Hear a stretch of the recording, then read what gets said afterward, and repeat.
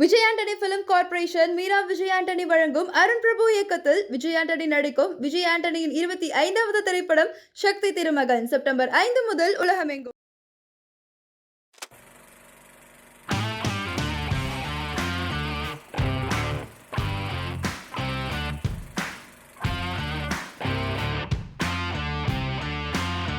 நல்ல சினிமாக்களை நேசிக்கிற கொண்டாடுற இளைஞர்களுக்கு வணக்கம். இந்த வீடியோவில் பார்க்க போகிறது இயக்குனர் சுதீஷ் சங்கர் டைரக்ஷனில் வடிவேலு, ஃபஹத் ஃபாசில் மற்றும் பலர் நடிச்சிருக்கிற மாரிசன் தமிழ் திரைப்படத்தோட விமர்சனம். இந்த படத்தோட ட்ரெய்லர் எனக்கு ரொம்ப பிடிச்சிருந்தது. அவ்வளோ நல்ல ஒரு ட்ரெய்லர் கிட்ட இருந்தது. இன்ட்ரெஸ்டிங்காக கட் பண்ணியிருந்தாங்க.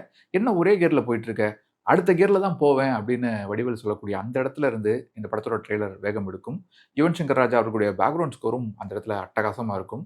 ஸோ அந்த ட்ரெய்லர் பார்த்த பிறந்து கண்டிப்பாக இந்த படத்தை முதல் நாளே பார்த்துடணும் அப்படின்னு நினச்சிட்டு இருந்தேன். படம் ரிலீஸ் ஆகிறதுக்கு சில நாட்கள் முன்னாலேயே இந்த படத்தோட ப்ரெஷ் ஷோவை பார்க்கறதுக்கான வாய்ப்பும் கிடைச்சது. இந்த படத்தோட கதை என்னன்னா, படத்தோட ஆரம்பத்தில் பாளையங்கோட்டச்சேரியிலிருந்து ஃபஹத் ஃபாசில் ரிலீஸ் ஆகிறாரு. அவர் சின்ன திருட்டு வேலைகளில் ஈடுபடுறவர். அப்படி நாகர்கோவிலில் படம் பார்த்துட்டு இருக்கும்போது அங்கிருந்தே ஒரு பைக்கை திருடிட்டு ஒரு வீட்டுக்குள்ளே இறங்கலாம், ஒரு வீட்டுக்குள்ளே திருட போகலான்னு போகிறாரு. அங்கே திருட போன இடத்துல வடிவேலுவுக்கு இவர் ஒரு ஹெல்ப் பண்ணுறாரு. வடிவேலு ஒரு பிரச்சனையில் இருக்காரு. அந்த பிரச்சனையிலேருந்து காப்பாற்றி அவருக்கு ஹெல்ப் பண்ணுறாரு. ஸோ அதுக்கப்புறமா வடிவேலு கிட்ட எக்கச்சக்கமான பணம் இருக்குது, அவர்கிட்ட சில பல லட்சங்கள் இருக்குது அப்படிங்கிறது ஃபஹத் ஃபாசிலுக்கு தெரிய வருது. தன்னோட ஃப்ரெண்டை பார்க்கறதுக்காக திருவண்ணாமலைக்கு போகணும்னு சொல்கிற வடிவேலுவை தானே தன் கூட பைக்கில் கூட்டிகிட்டு போகிறதா சொல்கிறாரு ஃபஹத் ஃபாசில். போகிற வழியில் எப்படியாச்சும் அவரோட ஏடிஎம் பின்னை கண்டுபிடிச்சு அவர்கிட்ட இருந்து காசு ஆட்டை போடலாம் அப்படின்னு நினைக்கிறாரு.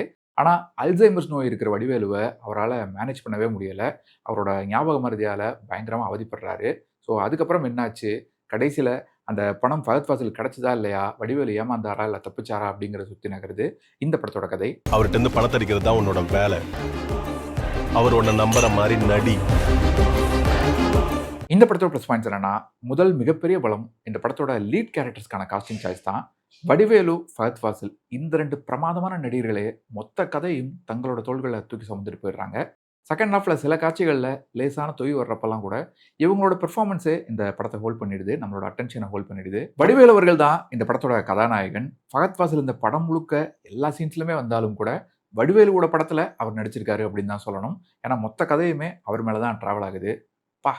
என்ன ஒரு பெர்ஃபார்மருங்க. தன்னோட ஞாபக மறதியால் தன்னை சுற்றி இருக்கிறவங்க எல்லாரும் கஷ்டப்படுறாங்களே அப்படிங்கிற அந்த உணர்வு அவர் நமக்குள்ளே கடத்துகிற விதமாகட்டும், தன்னோட கஷ்டங்களை நினச்சி ஃபீல் பண்ணுற காட்சிகளாகட்டும், ரௌத்ரம் கொப்பளிக்க அவர் செய்யக்கூடிய சில விஷயங்களாகட்டும், இந்த எல்லா காட்சிகளையுமே மனுஷன் அனாயாசமாக பண்ணியிருக்காரு. இன்ஃபேக்ட் படம் முழுக்க பேண்ட் ஷர்ட் போட்டு டக்கின் பண்ணி அவர் அந்த மாதிரி பார்க்குறதே ரொம்ப ரெஃப்ரெஷிங்காக இருந்தது. இந்த மாதிரி அவரை நம்ம இதுக்கு முன்னால் பார்த்ததே இல்லை, ரொம்ப அது புதுசாக இருக்குது அப்படிங்கிறதாலேயே அந்த கதாபாத்திரம் மேலே இன்னும் அதிகமாக ஒரு நம்பகத்தன்மை உண்டாகுது. நம்ம பார்க்குறது வடிவேலு கிடையாது, வேலாயுதம் பிள்ளை அப்படிங்கிற ஒரு கேரக்டர் தான். அதை இன்னும் நம்மளால் அதை இன்னும் கொஞ்சம் நம்புறதுக்கு ஈஸியாக இருக்குது. அதுக்கு அதெல்லாம் ஹெல்ப் பண்ணுது. அதே போல் அவர் ரொம்ப நார்மலாக ரொம்ப சாதாரணமாக ஒரு சில காட்சிகளில் பேசினா கூட அது நமக்கு அவருங்கிறதாலே சிரிப்பாக இருக்குது. அந்த ஒரு சில காட்சிகளில் ஹியூமர் நல்லாவே ஒர்க் ஆகிருக்கு. அப்போ நீ வேலைக்கே போனது இல்லைல்ல அப்படின்னு தயாவை பார்த்து கேட்குறது, நாம் என்ன வேணால் தப்பு பண்ணலாம், ஆனால் மன்னிப்பு கேட்டால் மட்டும் போதும் கடவுள்கிட்ட அப்படின்னு தயா சொல்லும்போது, அதனால தான் கோவிலில் கூட்டம் அதிகமாக இருக்கோ அப்படின்னு அவர் சொல்கிற மாதிரி இந்த மாதிரி சில காட்சிகளை உதாரணமாக சொல்லலாம். மாமன்னன் படத்தில் ஒரு சீனில் மலை உச்சியில் நின்று அழுவார் வடிவேலு. கிட்டத்தட்ட அந்த மாதிரி இந்த படத்தில் ஒரு சீன் இருக்குது. ஐயோ என்ன நடக்குதுன்னே எனக்கு புரியலையே அப்படின்னு தேம்பி சின்ன பையன் மாதிரி அழுவார். அந்த சீன்லலாம் அவ்வளோ நேச்சுரலாக பெர்ஃபார்ம் பண்ணியிருக்காரு. அதே போல் தன்னோட சொந்த பந்தங்களை மறக்கிறது கூட பரவாயில்ல, ஆனால் தன்னைத்தானே மறக்கிற கொடுமை எவ்வளோ பெரிய கொடுமை தெரியுமா அப்படின்னு சொல்லக்கூடிய அந்த ஒரு சீனாகட்டும், தன்னோட மனைவியை ரூம்குள்ளே உட்கார வச்சுட்டு வெளியே வந்து அழுகக்கூடிய ஒரு சீனாகட்டும், இந்த மாதிரி பல காட்சிகளை பார்க்குறப்போ இந்த கேரக்டருக்கு வடிவேலு அவர்களை விட்டா வேற யாரையுமே நினைச்சு கூட பார்க்க முடியாது அப்படின்னு நம்மளை சொல்ல வச்சிடறாங்க. ஃபஹத் ஃபாசில் என்கிற ஃபஃபா எப்பவும் போல பட்டையை கிளப்பி இருக்கிறாரு.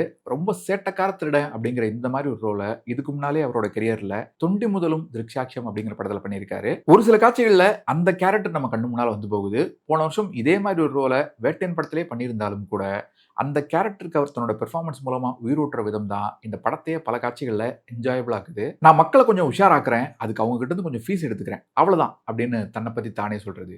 வடிவேலுவை ஹேண்டில் பண்ண முடியாமல் அந்த கோபத்தை வெளியவும் காட்ட முடியாமல் தவிக்கிறது.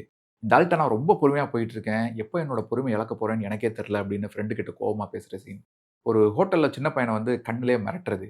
கடைசியில் படம் முடியறதுக்கு கொஞ்ச நேரம் முன்னால் அவருக்கு ஒரு முக்கியமான விஷயம் தெரிய வரும்போது அதுக்கு அவரோட ரியாக்ஷன், ப்ரீ கிளைமேக்ஸின் கிளைமேக்ஸின்னு பல காட்சிகளில் ரொம்பவே அப்சார்பிங்கான ஒரு பெர்ஃபார்மன்ஸை கொடுத்துருக்காரு ஃபஃபா. அடுத்த பாசிட்டிவ் இந்த படத்தோட ரைட்டிங்.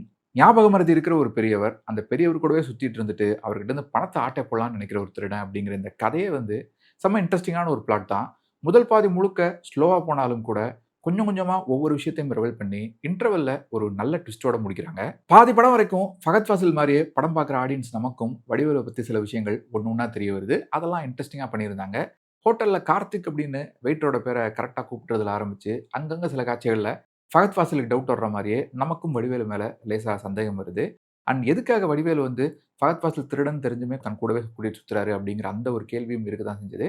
அதுக்கான பதிலும் இடைவேளை எப்போ வந்துடுது. அதே போல் அந்த பணத்தை ஆட்டை போடுறதுக்கு பண்ணக்கூடிய விதவிதமான ஐடியாக்களும் இன்ட்ரெஸ்டிங்காக இருந்தது. ஆரம்பத்தில் ஹோட்டலில் வரக்கூடிய சீன், பஸ்ஸிலேருந்து இறக்கி கூட்டிகிட்டு வர்றது, வேணும்னே கொண்டு போய் ஆட்டு மந்தையில் இடிக்கிறது, போலி ஏடிஎம் கார்டு ரெடி பண்ணுறதுன்னு அந்த சீன்ஸ் எல்லாமே ஓரளவுக்கு நல்லா இருந்தது. அண்ட் தயாங்கிற அந்த திருடன் கேரக்டர் எவ்வளோ ஸ்மார்ட்டானவன், எவ்வளோ சமயோஜிதமாக ஸ்பான்டேனியஸாக யோசிக்கக்கூடியவன் அப்படிங்கிறத காட்டக்கூடிய ஒரு சில காட்சிகளும் நல்லா இருந்தது. அந்த துணிக்கடை ஓனரோட நம்பரை வாங்குற சீன், எம்எல்ஏவோட டிரைவர்னு சொல்லி போலீஸ் கிட்ட இருந்து எஸ்கேப் ஆகுற சீன், வடிவேலு திரும்ப ரூமுக்கு வர்றதுக்குள்ள தான் வந்து ரூமுக்குள்ள படுத்துக்கிறதுன்னு அந்த சில காட்சிகளும் ரசிக்கும்படி இருந்தது. நிறைய காட்சிகள்ல வசனங்களும் நல்லா இருந்தது.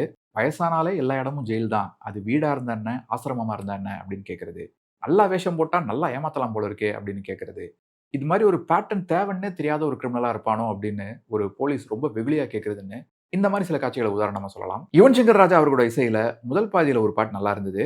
சும்மா வருவாளா சுகுமாரி அப்படிங்கிற மாதிரி அந்த பாட்டோட லிரிக்ஸும் ஜாலியா இருந்தது. அவரோட பேக்ரவுண்ட் ஸ்கோர் கண்டிப்பா இந்த படத்தோட பெரிய ப்ளஸ் பாயிண்ட் அப்படின்னே சொல்லலாம்.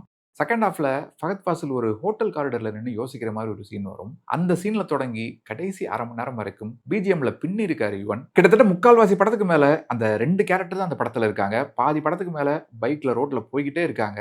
ஸோ இப்படி ஒரு படத்துல ஆடியன்ஸை விஷுவலா என்கேஜ் பண்றதுல ஒளிப்பதிவாளர் கலைசெல்வன் சிவாஜி தன்னோட பங்கை மிகச்சிறப்பா பண்ணியிருக்காரு. அந்த பசுமையான ரோடுகளில் நாமளும் அந்த 2 கேரக்டர் கூட பைக்கில் அவங்க கூடயே போகிற மாதிரி ஃபீல் பண்ண வச்சிடுறாரு. இந்த படத்தோட குறைகள் என்னன்னா, நல்லா போயிட்டு இருக்கிற இந்த படத்தோட முதல் பாதியோட முடிவில் ஒரு எதிர்பாராத ட்விஸ்ட் ஒன்று வருது. அந்த இடத்துல இருந்து இந்த படத்தோட ஜேர்னரே மாறிடுது. ஒரு சஸ்பென்ஸ் த்ரில்லராக, ஒரு ஸ்லோபன் த்ரில்லராக இந்த படம் மாறிடுது.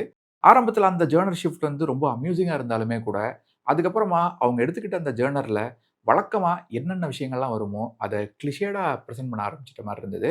இன்டர்வலுக்கு அப்புறமா இந்த படமே வந்து ரொம்ப ப்ரிடிக்டபிளான ஃபார்மேட்ல போக ஆரம்பிச்சிட்ட மாதிரி தோணுச்சு. ஒரு சின்ன உதாரணம் சொல்லணும்னா, கடவுள்னு ஒருத்தர் இல்லவே இல்லைன்னு நினைச்சேன், ஆனால் இருக்காரு அப்படின்னு ஒரு முக்கியமான கேரக்டர் சொல்லக்கூடிய ஒரு வசனமாகட்டும்.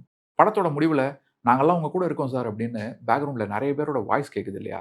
இந்த மாதிரி விஷயங்கள்லாம் மெயின் ஸ்ட்ரீம் கமர்ஷியல் படங்களில் வழக்கமாக பார்க்கக்கூடிய ரொம்ப யூஸ்வலான விஷயமா இருந்தது. ஒரு கட்டத்துக்கு மேலே இதுதான் நடக்க போகுது, இப்படி தான் நடக்க போகுது, இதுக்காக தான் நடக்க போகுதுன்னு எல்லாமே நாம கணிக்கிற மாதிரி ரொம்ப ப்ரெடிக்டபிள் ஸ்க்ரீன் ப்ளே ஆயிடுச்சு. அந்த ஃப்ளாஷ்பேக்லாம் கூட நல்லா இருந்தாலுமே இன்னும் கிறிஸ்பா எஃபெக்டிவா இருந்திருக்கலாமேன்னு தான் தோணுச்சு. சில காட்சிகள் தேவைக்கு அதிகமாக நீளமாகவும் தேவைக்கு அதிகமாக ரொம்ப ஸ்லோவாகவும் இருக்கிற மாதிரி தோணுச்சு. செகண்ட் ஹாஃப்ல ஜீப்ல போயிட்டு இருக்கும்போது வாட்ஸ்அப் டிபியை செக் பண்ற மாதிரி ஒரு சீன் வரும். அந்த மாதிரி ஸ்மார்ட்டான ரைட்டிங் இருக்கக்கூடிய இன்னும் நிறைய காட்சிகள் செகண்ட் ஹாஃப்ல இருந்திருக்கலாம். அண்ட் படம் முழுக்க அந்த 2 பேரும் பல ஊர்களுக்கு போறாங்க, நிறைய ஹோட்டலில் தங்குறாங்க, பல பேரை சந்திக்கிறாங்க.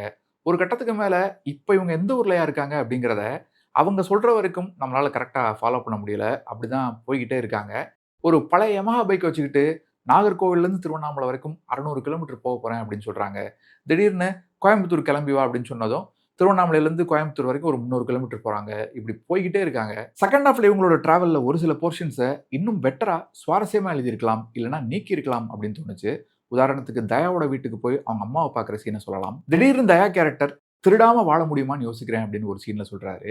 அந்த மனமாற்றம் அவருக்குள்ள எப்படி வந்தது, எதனால திருந்தணும்னு நினைக்கிறாரு அப்படிங்கிறதெல்லாம் வந்து புரியல. அதெல்லாம் இன்னும் கொஞ்சம் பெட்டரா நல்லாவே டீட்டெயில்டாக சொல்லியிருக்கலாம் அப்படின்னு தோணுச்சு. அண்ட் கோவை சரளா அவர்கள் ஒரு திறமையான நடிகை அப்படிங்கிறதுல மாற்றுக்கருத்தே இல்லை. ஆனால் இந்த படத்தில் அந்த போலீஸ் ஆஃபீஸர் கேரக்டரில் அவங்க ஒரு மாதிரி செட் ஆகாத மாதிரி தோணுச்சு. வேற யாராச்சும் காஸ்ட் பண்ணியிருக்கலாம். மொத்தத்தில் இந்த மாரிசன் திரைப்படம் எப்படி இருக்குன்னு கேட்டிங்கன்னா, ஒரு இன்ட்ரெஸ்டிங்கான ரோட் மூவி ஆரம்பிச்சு செகண்ட் ஹாஃபில் ஒரு ஓகேவான த்ரில்லராக முடிஞ்சிருச்சு. ஓவரால் ஒரு டீசெண்டான என்டர்டெய்னர். கண்டிப்பாக உங்களோட நேரத்துக்கும் காசுக்கும் ஒர்த்தான ஒரு படமாக இருக்கும். ஸோ வாய்ப்பு இருந்தால் கண்டிப்பாக தேட்டரில் பாருங்கள். இந்த ரிவ்யூ உங்களுக்கு பிடிச்சிருந்தா மறக்காமல் உங்கள் ஃப்ரெண்ட்ஸ் அண்ட் ஃபேமிலி கூட ஷேர் பண்ணுங்கள். நீங்கள் இந்த மாரிசன் படத்தை தேட்டரில் பார்த்துட்டு உங்களோட கருத்துக்களை மறக்காமல் கீழே கமெண்ட்ஸ் சொல்லுங்கள். மீண்டும் வேற ஒரு வீடியோ சந்திப்போம். இன்னும் நிறைய சினிமாக்கள் பார்ப்போம். நிறைய சினிமாக்கள் பற்றி பேசுவோம். நன்றி.